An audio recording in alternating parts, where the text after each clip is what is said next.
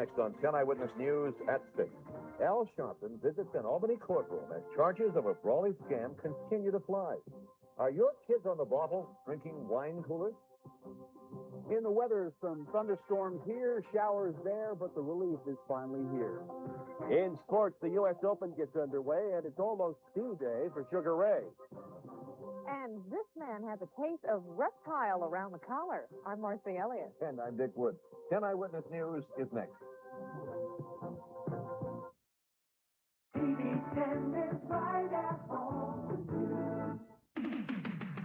This is 10 Eyewitness News with Dick Wood, Marci Elliott, Weather Plus with Joe Sottile, Ed O'Brien with sports, and the 10 Eyewitness News team. Good evening. If the Tawana Brawley story is a hoax, we'll undoubtedly be finding out soon. Perry McKinnon, the former aide to Brawley advisor, the Reverend Al Sharpton, could blow the lid off the case with his testimony in Poughkeepsie today. 10 Eyewitness News reporter Doug Myers has the story. The Tawana Brawley case is a pack of lies, and Reverend Al Sharpton and his legal team made it up as they went along. The words of former Sharpton aide Perry McKinnon. As reporters camped at Poughkeepsie's Armory, McKinnon was driven right inside, shielding him from the media, and more likely those who have issued death threats after learning he was willing to tell all to the grand jury here. Attorney General Robert Abrams, who called the revelation explosive, says McKinnon has been offered protection. We have made sure that there would be adequate protection for Mr. McKinnon and members of his family. Until now, the grand jury's menu has been limited. They've had little to sink their teeth into since Tawana Brawley has refused to testify. But now with Perry McKinnon behind these walls, the jury may get its first full meal. McKinnon, who says he was Sharpton's right-hand man, charged the Reverend and his staff are liars who perpetrate racial hatred and dissension. Reaction here in Poughkeepsie streets backed him up. Then when he came out with that testimony, I said, I agree. I think he's probably right. It was blown out of proportion. Well, I felt that way before he said that anyway, before he made that statement. Now will this grand jury take action against Sharpton lawyers Maddox and Mason? We will do in the course of this investigation what has to be done. We go from day to day. We have an important day today. Doug Myers, 10 Eyewitness News, Poughkeepsie. Late this afternoon, McKinnon did testify, and it's expected that he'll appear again tomorrow. Well, the key focus of these latest charges is Reverend Al Sharpton, and he was in an Albany courtroom today.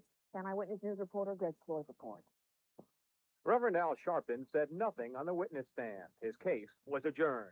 But he had plenty to say outside the courtroom, mostly about his former aide, Perry McKinnon. Sharpton called McKinnon a hanger-on, a mere chauffeur, whose primary job was to make coffee runs. So I don't know how the Attorney General or the governor could think someone that we left outside to get coffee was a top confidant of mine. Well, that's their star witness.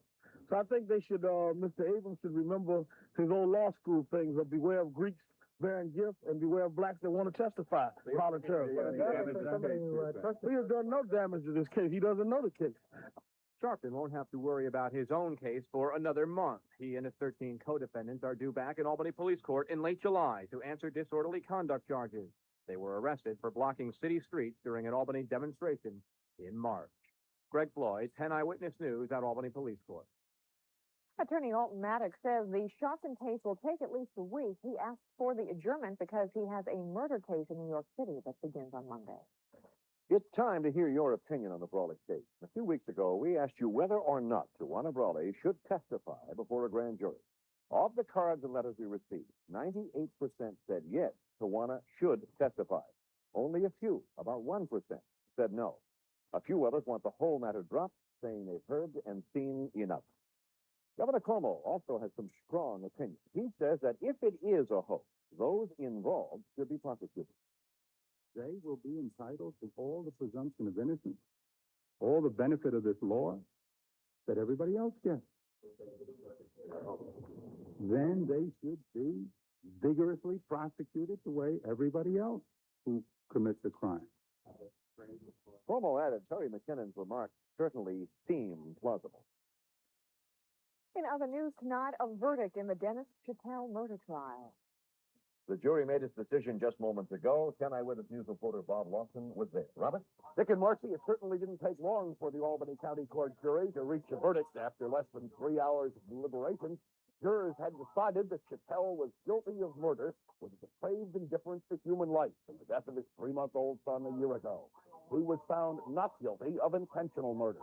Other than a glance toward the ceiling in the courtroom, Sottile showed no emotion upon hearing the verdict.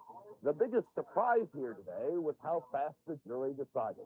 When it was over, Sottile was handcuffed and led away by sheriff's deputies to Albany County Jail, where he will await sentencing. He could get 25 years to life.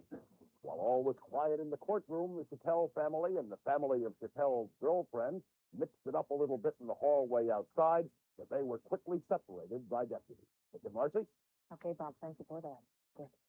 A jail term for the son of Geraldine Ferraro leads off 10 Eyewitness News at a glance. A judge in Rutland, Vermont, sentenced John Jacaro Jr. to 4 months in jail today for selling cocaine. Also going to prison, 2 former executives at Beechnut, Niels Hoyvald and John Lavery, sentenced to 1 year in jail and will be pay a fine for their role in distributing phony apple juice from the Kanajahari plant. A few tense moments this morning in North Albany as a toxic chemical leaked from a truck on Broadway at Bridge Street. Employees from the Surpass Chemical Company cleaned the spill up. Some officials on the scene complained they got a recording when they called the Encon spill hotline. Encon says the line isn't manned during off hours. Volkswagen owners, look out. 7 out of 10 of the most frequently stolen cars are VW. High-quality radios are reportedly the reason. Also near the top of the hot car hit list, Porsche, Saab, and Peugeot.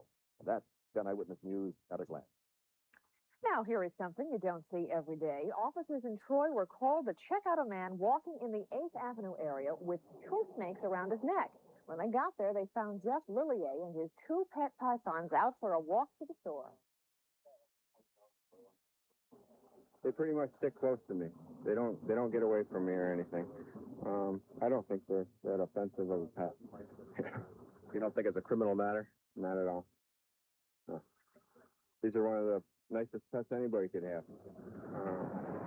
Lillier was not ticketed or arrested. The police told him they are trying to find out whether he needs a permit to take his snakes outside.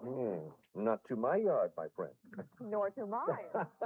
Gobbling down more than a few chicken wings, we'll have that on 10 Eyewitness News. Plus wine coolers. Youngsters are drinking them at an alarming rate. Stay with us for that. Tonight's 10 Eyewitness News is brought to you by RV America.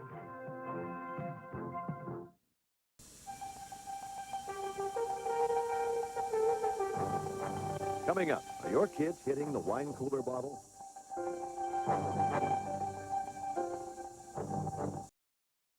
It is finally starting to cool down a bit. But without any rain, some communities are still restricting car washing and lawn sprinkling. Officials in Niskayuna, East Greenbush, Schuylerville, Victory Mills, and all of Schenectady County have banned outdoor water use. Water restrictions apply in Guilderland, Colony, Rotterdam, and Glens Falls. Restricted water use means residents can only use water outdoors at certain times. It looks like any time is the right time for wine coolers. The problem is too many minors are finding the time to drink them. Eyewitness News reporter Cary Berglund has that story. The Division of Alcoholism and Alcohol Abuse surveyed 2,000 New Yorkers to come up with their conclusion that nearly half of the wine coolers are being consumed by underage drinkers, findings that don't surprise these Albany teens. You always hear people talking about the parties Friday and Saturday night. They went shopping here and there and bought all their wine coolers. On occasion, I've had them, yes. I've, at a party or something like that. The survey also concluded that 86% of the wine coolers purchased outside of bars and restaurants are bought not from liquor stores, but at grocery stores. Albany Police Captain Vincent Foley says he hasn't seen a wine cooler problem here per se, but he does say that beer sales at grocery stores do contribute to teen drinking. In a grocery store situation, you can have the older kids stand on a corner, get them up, give them money, they go in and buy it. Grocery store officials don't believe that selling them here make them any easier to buy. The cashiers are trained to look out for minors. In fact, part of the mandatory training for cashiers at Price Chopper is in alcohol management. You like wine coolers? Yeah, I do. But the move to ban wine coolers faces a tough fight by its makers since the bulk of sales come from supermarkets. In Albany, Cary Berglund, 10 Eyewitness News. The action to ban the coolers has been taken up by Queens Senator Frank Padovan, who also asked for the survey. Marci, have you noticed a lot more new mothers working with you on the job? Well, you should. Maybe not right here at Channel 10, but The Census Bureau says the number of women who have given birth within the past year and remained on the job is climbing.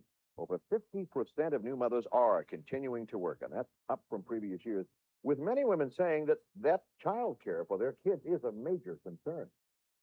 Well, weatherman Joe Sottile is always working hard. Joe, we have any rain? Well, Dick and Marci, there may be some showers and thunderstorms about the area tonight. Keep an ear to the sky. You may hear some thunder. We'll tell you more when we get back in just a couple minutes.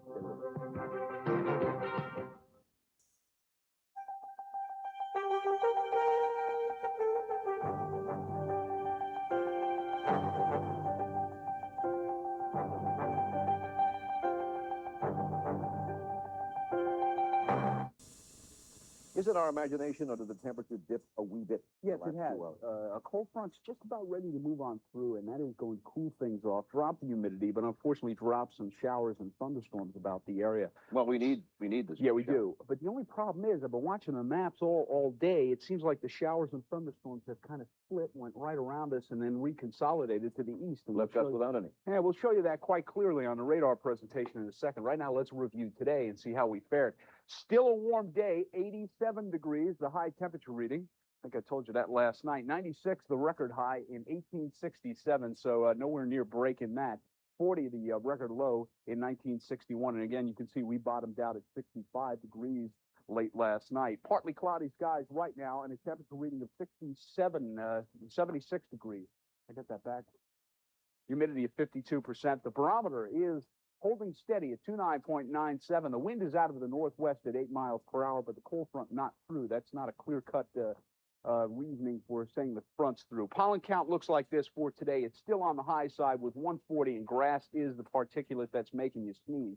Temperatures in the Albany area and the Capital District in the mid-70s. You can see that it is starting to cool down because all you have to do is look to the south. Still 90 in Poughkeepsie and 82 degrees over in Concord, although it's still up in the, 80 degrees in Burlington. Thunderstorms now popping through most of Massachusetts and some down in central Pennsylvania. Look at the satellite photograph of the United States of America. You can see that front quite clearly as it moves to the east, displacing that high-pressure system that brought us all of the warm weather over the past few days. Another high-pressure system moving on in out of the Canadian central provinces of Canada, and that brings cooler air with it. I'm going to spit this out sooner or later, folks. Here's the front. You can see it's just about ready to move on through the area. Still hot to the east and southeast of it. Portland, Maine topped it out at 93 degrees today. That's a record high reading. A lot of thunderstorms around Pennsylvania, but high pressure about ready to move on in, and with it, a nice sweep of cool air and drier air for the weekend. We'll tell you about the weekend in just a bit.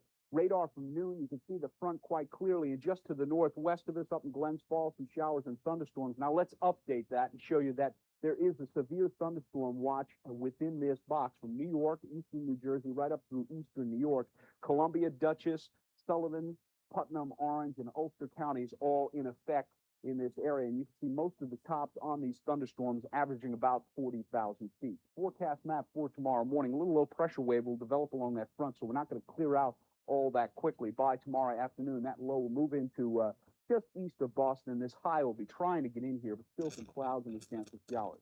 Take a look at that all-important forecast for the Capital District. For tonight, cloudy with showers or thunderstorms.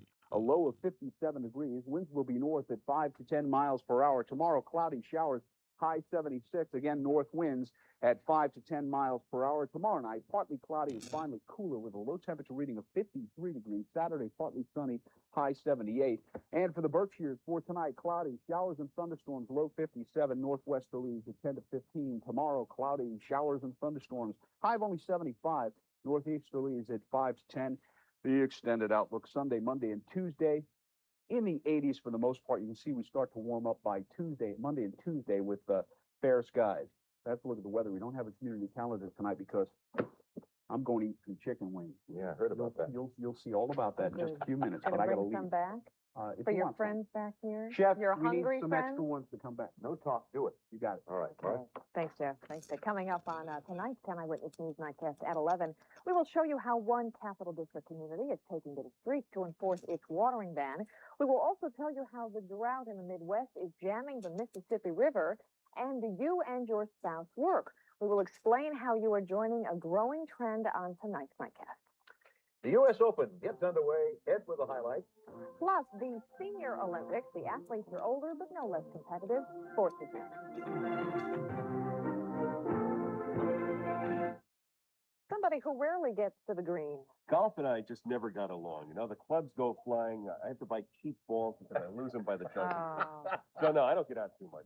You But let we're the going to other talk guys about do the it. big boys right now. The U.S. Open is underway at the Country Club in Brookline, Massachusetts. And as of right now, there are two golfers tied for the first round lead. Now, here's one of them, Bob Gilder, with the approach here on 18. Now, this leaves him just a bit too far away from the pin. 25 yards. Then he comes up short on the birdie try, so he has to settle for a par. That's still okay. He's 368, and that gives him a share of first. The shot of the day now from Curtis Strange from about 60 yards away on 14, chips it, and it, oh my goodness, bangs in there. Now, later action in the first round, Mike Nicolette, he also shot a 68, and he too has a piece of the lead. Day draws near for Michael Ray Richardson of the Patroons. He's been talking contract with an Italian team, and they want an answer. Sugar's been putting him off. The NBA will let him. He'd rather play there. New Jersey, Boston, and Denver are all reported interested in his services.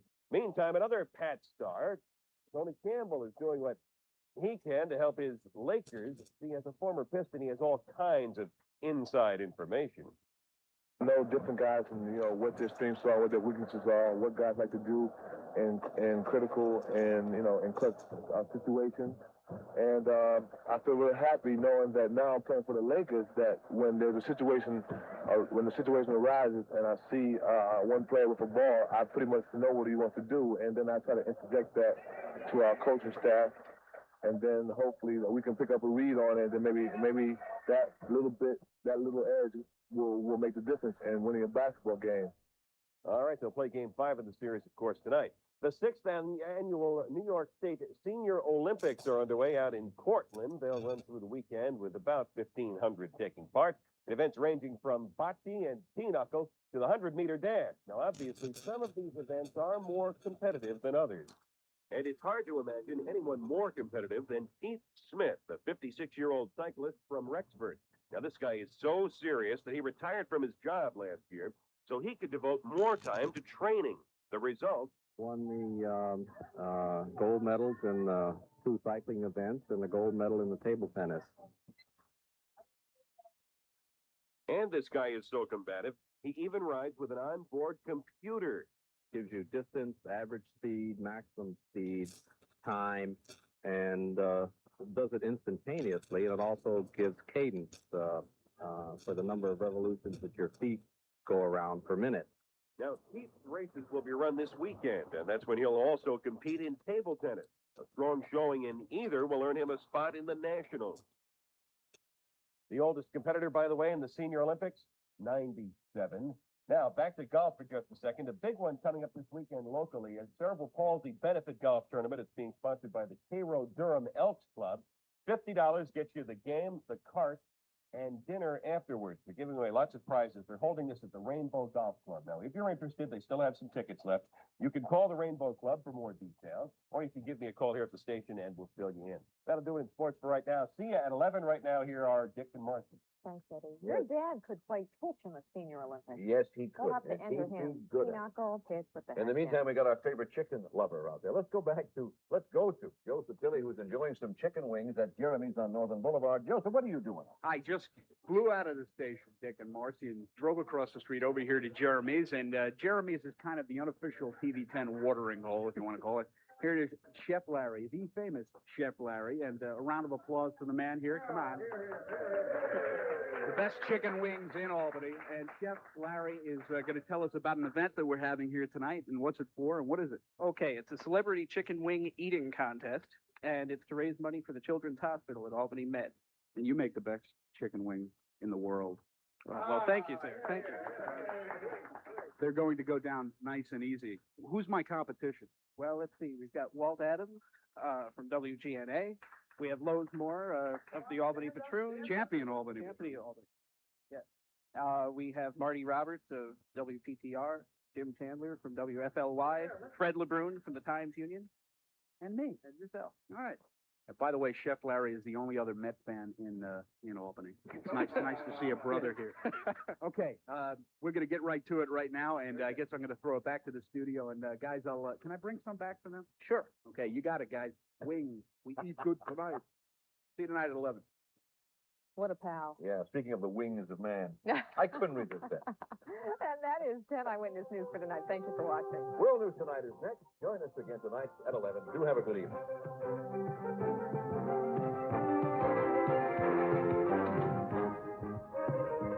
Tonight's 10 Eyewitness News is brought to you by RV America. When you see news in the making, call the 10 Eyewitness News line at 462 WTEN.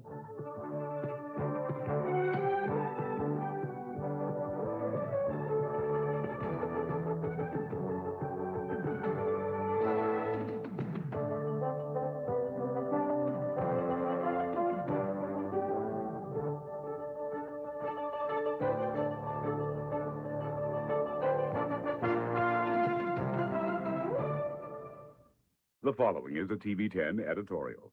Here is Ralph Vartigan, WTEN editorial director. The war on drugs is escalating, nationally and locally. Example, Mayor Thomas Whalen has outlined the Albany plan for his city.